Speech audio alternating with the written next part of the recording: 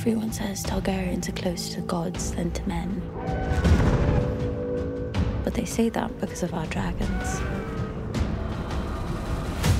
Without them, we're just like everyone else.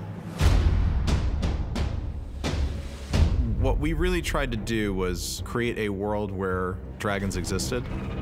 At this point in the history, there have never been as many dragons in the world since the time of Old Valyria, when there were 1,000 dragons alive. That's quite a lot of dragons, but, you know, dragons are born, dragons die, dragons hatch.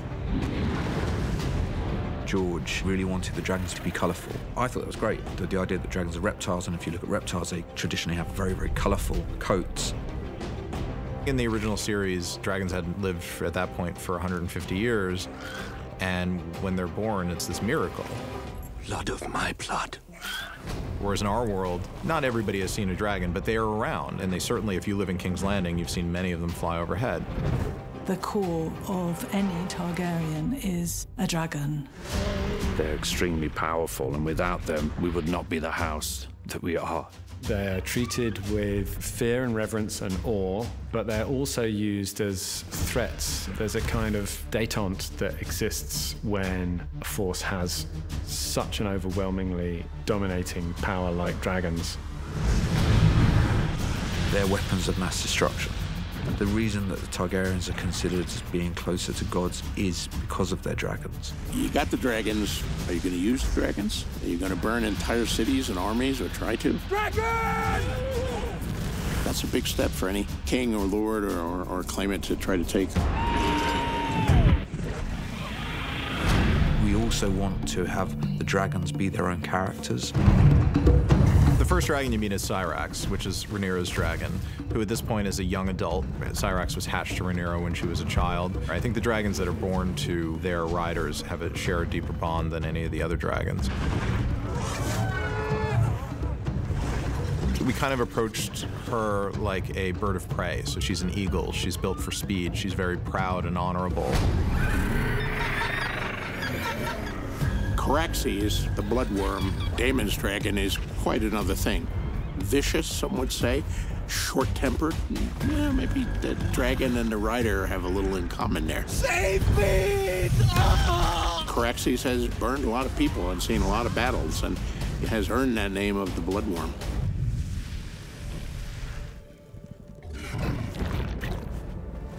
Another major dragon, I think, that you would have to say is, of course, Vhagar. Vhagar is the oldest, largest dragon in the world, certainly the largest dragon you've ever seen on Game of Thrones. Queen Alicent's second son, Aemond, claims Vhagar, an act that actually inflames the dislike between the two branches of the family even more. Vhagar is kind of old and falling apart a bit.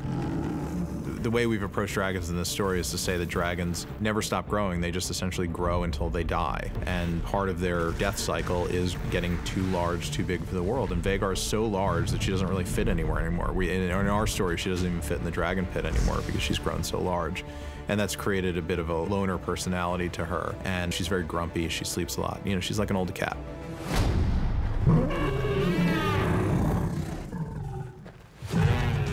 Doharas, Syrax.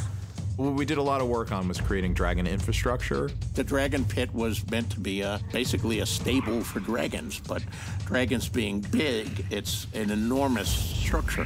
There are dragon keepers to look after and tend to the dragons. They have their whole own culture and mythos to them. There's dragon saddlery, so saddles are built to hold the dragons. Dragon eggs are the gateway to power. New offspring in the Targaryen line receive a dragon egg in the court. Hopefully that hatches, and then they will be sort of joined for the rest of their life. I think it's quite interesting the way that the dragon eggs are described as only being partially successful in hatching. There's half of them don't ever actually hatch. You've come for the egg. Here it is. The story of House of the Dragon is a character-driven story with a lot of dragons. Everybody knew that if you messed with the Targaryens, you would get the dragon. So nobody dared to overthrow them. And at this time, the only thing that could tear down the House of the Dragon was itself. Fire is such strange power. Everything that House Targaryen possesses is owed to it. Yet it has cost us both what we love. Dracarys!